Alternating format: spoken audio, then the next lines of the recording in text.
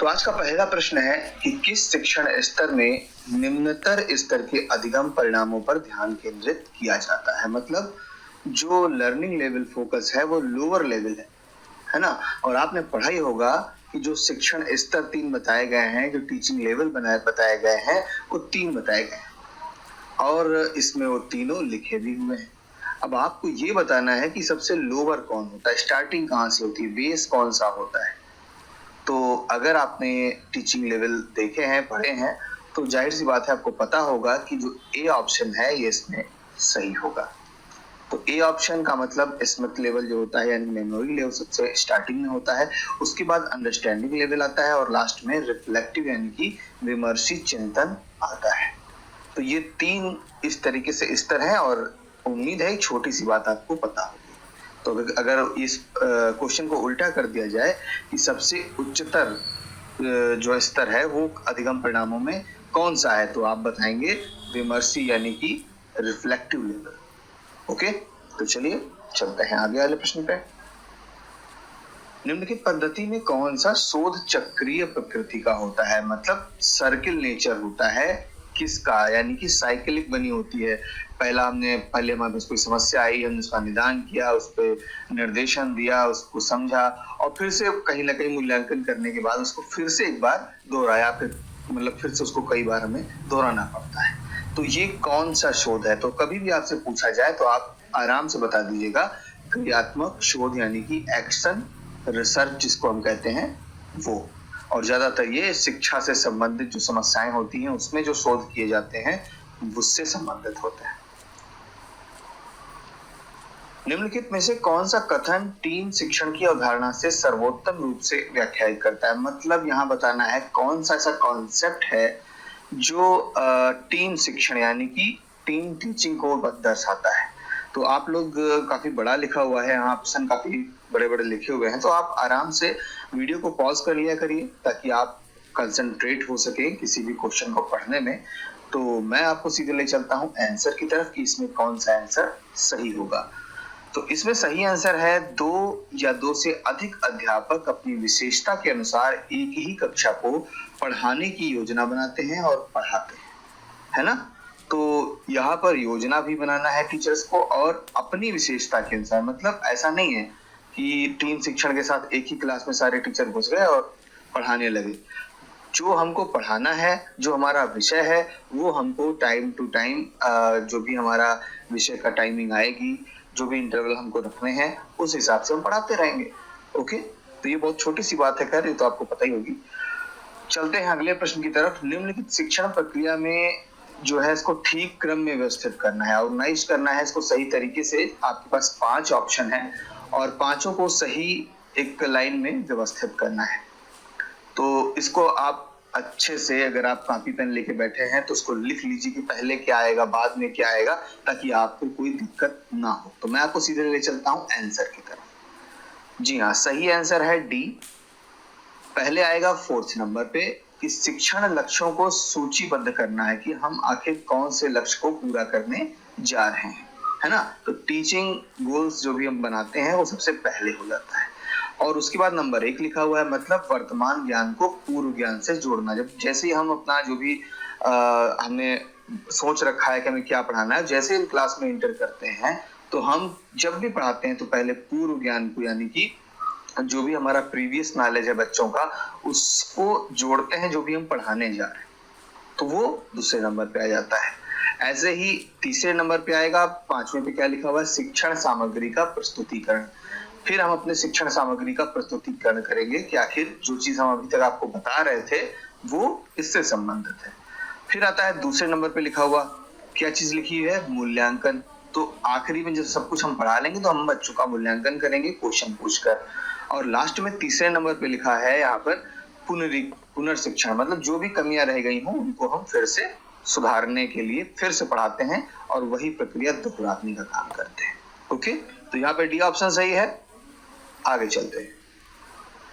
निम्नलिखित कथनों में कौन सा समावेशी शिक्षण की अवधारणा को व्याख्यायित करता है। तो इंक्लूसिव लर्निंग जो है उससे संबंधित यहाँ पर प्रश्न पूछा गया है। तो अब क्या सही होगा आप आपस में पढ़ लीजिए, क्योंकि बहुत ही प्रश्न जो यहाँ पर है सरल है। मुझे नहीं लगता इसमें मैं बहुत ज्यादा टाइम लगाऊं और आपको कुछ समझाऊं।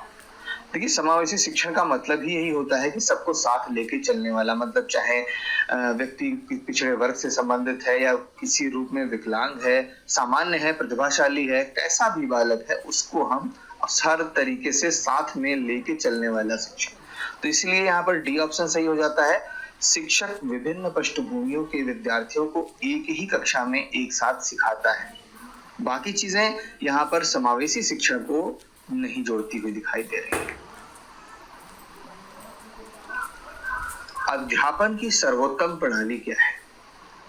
तो बेस्ट सिस्टम ऑफ टीचिंग पूछा जा रहा है यहाँ पर।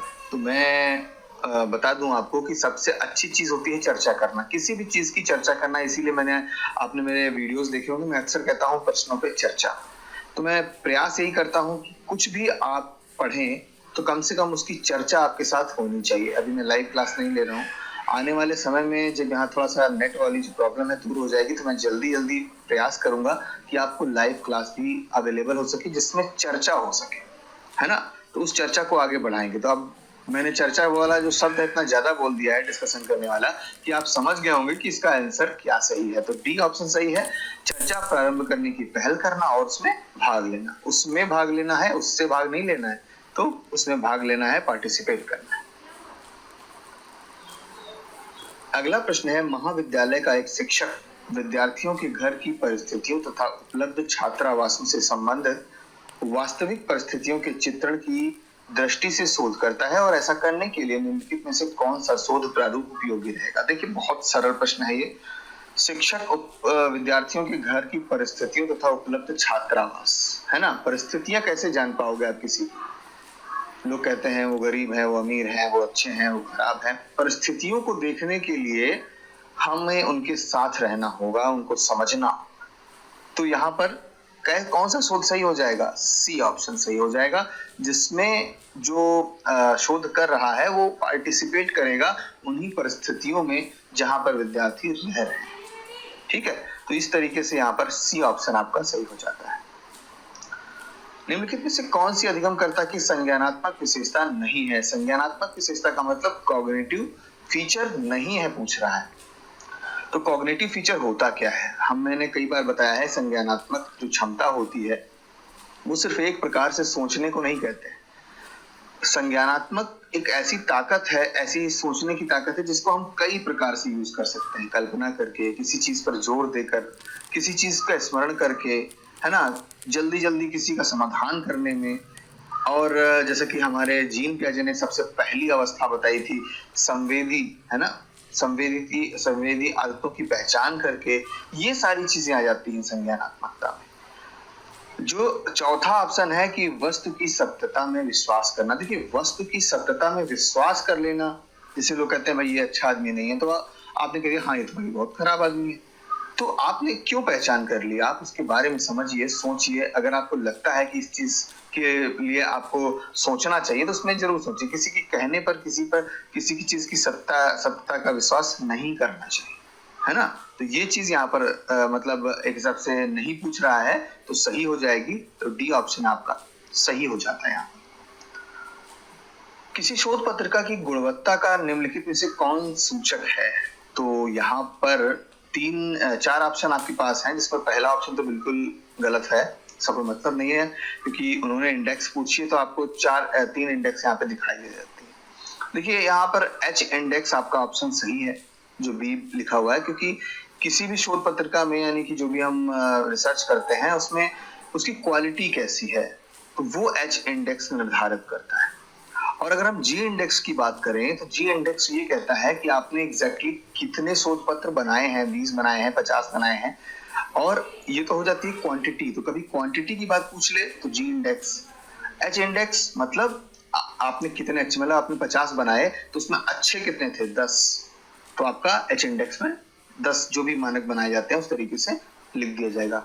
और I10 इंडेक्स है कि आपके जो भी जी इंडेक्स में आपने मान लीजिए 50 बनाए थे, तो I10 का मतलब टॉप 10 एक हिसाब से। तो आपकी जो टॉप 10 अच्छे वाले, यानी कि हम इसे कह सकते हैं क्वालिटी ऑफ रिसर्च, वो जो है अगर 10 से ज्यादा है तो आप I10 इंडेक्स से रिलेटेड हो जाएंगे। ये हो जाता है I10। एक और होता है जिसका नाम आपने शायद सुना हो, जिसको हम कहते हैं RG स्कोर। RG स्कोर तो कभी यहाँ पर नहीं लिखा हुआ है, देखिए RG स्कोर ऑप्शन में, लेकिन अगर RG स्कोर लिखा होता तो ये हर चीज को लेके चलता है। आपने कितने बनाए, मान लीजिए आपने 50 बनाए तो इस तरीके से वो गोल गोल बना देगा, अब एक मानक बना देगा कि हाँ भाई 50 तो उन्होंने बनाए थे, उनके 20 अच्छे थे, 10 बहुत अच्छे थे, तो वो RG स्कोर में डिसाइड किया जाता है। तो कहीं ना कहीं क्वालिटी और क्वांटिटी सबको जो लेके चलता है वो होता है RG स्कोर। लेकिन फिलहाल यहाँ पर आपका बी ऑप्शन सही हो जाता है, H इंडेक्स। और H इंडेक्स का फुल फॉर्म भी मैं आपको बता दूं, उसको कहते हैं हायसेट हिरेस इंडेक्स। तो हिरेस इंडेक्स जो है इसका फुल फॉर्म है H इंडेक्स का। तो कभी हो सकता है फुल फॉर्म भी आपसे पूछ ले, तो यहाँ छोटी सी अभी मैं इस पे वीडियो फुल नहीं बनाया है, लेकिन जल्दी ही आगे वीडियो बनाएंगे। लेकिन फिलहाल आपके लिए जितना यहाँ पर सफिशिएंट हो सकता है वो मैंने बताने का प्रयास किया है। चलिए आगे चलते हैं। जीन पियाजे के संज्ञानात्मक विकास सिद्धांत के अनुसार किशोर विद्यार्थी विकास के किस चरण में होते हैं? तो इन्होंने पूछा है एडोलेसेंट स्टूडेंट, जो 4 स्टेजेस बताई हैं पियाजे ने, उसमें किस में फिट बैठता है? अब तो आप सीधे सीधे अंदाजा लगा लीजिए, जो एडोलेसेंट होते हैं वो उनकी एज क्या होगी, 12 से 18 के आसपास होती है। और जो हमारे जीन पियाजे हैं उन्होंने ये 12 से 18 वाला क्राइटेरिया उम्र में किस में रखा है? वो रखा है औपचारिक में, यानी कि फॉर्मल ऑपरेशनल स्टेज में, जिसमें 12 से ऊपर की बात की जा रही है। तो आपका जो सही ऑप्शन हो जाएगा वो हो जाएगा डी। तो जीन